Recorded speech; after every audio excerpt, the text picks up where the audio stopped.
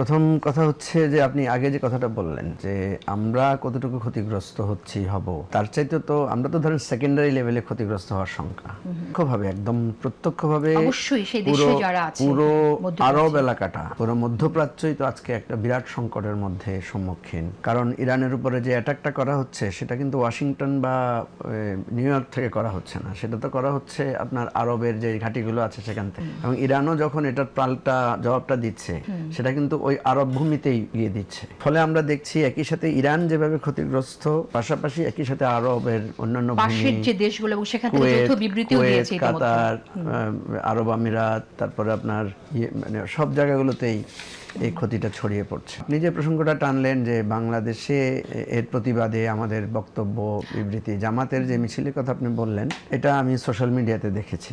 তো সেখানে আমি যেটা তাদেরকে জিজ্ঞেস করলাম যে ব্যাপারটা কি, মানে ইরানের হামলার প্রতিবাদে করতে গিয়ে তারেক রহমানের প্রসঙ্গ কেন আসলো। পরে তারা যেটা ব্যাখ্যা দিল যে সেখানে সম্ভবত চুয়াডাঙ্গায় তাদের একজন নেতা মারা গিয়েছেন বিএনপির সাথে সংঘর্ষে। দুটো মিটিংকে একসাথে প্রতিবাদ করতে গিয়ে সেখানে এই ত্রুটিটা হয়েছে বা হয়তো। কিন্তু প্রতিবাদে কিন্তু উল্লেখ করাই ছিল এটা আসলে ইরানে হামলার, আয়াতুল্লাহ খামেনিকে হত্যার বিরুদ্ধেই আসলে এই। ওই তো কথা হচ্ছে যে এই স্লোগানটাকে তো কেউই ভালোভাবে নেয় নাই এই বক্তব্যটাতে। কারণ আমরা একটা জিনিস খেয়াল রাখতে হবে, বিরোধিতার জন্য বিরোধিতা না।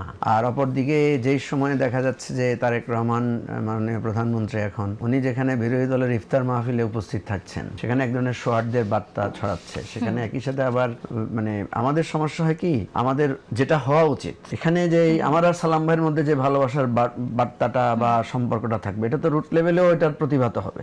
কিন্তু বিষয়টা যদি এমন হয় যে এখানে আমরা খুব একে অপরকে রেসপেক্ট করছি, কিন্তু আমার তৃণমূলের সে রেসপেক্টটা মানে ফ্লোরিশ হচ্ছে না বা সেখানেই সেটার রিফ্লেকশন হচ্ছে না, তাহলে তো এই আমাদের এই সম্প্রীতির মূল্য থাকবে না, মূল্যহীন হয়ে যাবে।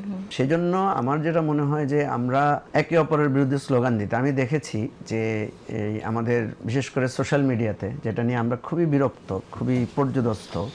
সোশ্যাল মিডিয়াতে দেখা যায় এক একজন এক এক নেতাকে মানে হেয় প্রতিপন্ন করে বক্তব্য দেওয়ার এক ধরনের প্রবণতা আছে। অথচ দেখেন আপনার একটা ইসলামেরও একটা নীতি আছে, সেটা হচ্ছে আল্লাহ রাসূল সাল্লাল্লাহু আলাইহি ওয়াসাল্লামের একটা ঐতিহাসিক বাণী আছে যে উনি ওনার ফলোয়ারদেরকে, ওনার কম্পেনিয়নদেরকে বলেছেন যে তোমরা ওদের মানে ওদের যেই ভগবান বা ওদের যে খোদা বা ওদের যে মূর্তিগুলো আছে ওদেরকে তোমরা গালি দিও না। তো তারা বলছে কেন? বলছে যদি ওদেরকে গালি দাও তাহলে ওরা আমাদেরকেও গালি দেয়, আমাদের খোদাকেও কি করবে?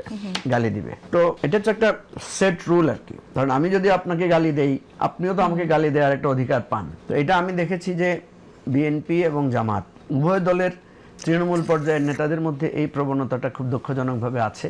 যদিও কেউ কারো দায় নেয় না। বিএনপিকেও জিজ্ঞেস করলে বিএনপি বলে যে না, এটা আসলে আমাদের রুট লেভেলের লোকরা, এটা আমাদের দলীয় নীতি না। জামাতকেও জিজ্ঞেস করলে জামাতের লোকরা বলে যে এটা আসলে আমাদের কোনো দলীয় নেতারা করছে না, এটা আমাদের মানে যারা করছে এরা আমাদের দলের না, ইত্যাদি ইত্যাদি বিষয় থাকে। কিন্তু বাস্তবে অবশ্যই দলকে দায় নিতে হবে। ঠিক আছে, এখন ধরেন আপনি যদি তারেক রহমানকে হেয় করে কথা বলেন, তাহলে বিএনপির লোকরাও ডক্টর শফিকুর রহমানকে হেয় করে কথা বলবে। তাহলে তো এটা মানে একটা মনে হয় যেন একটা অধিকার তৈরি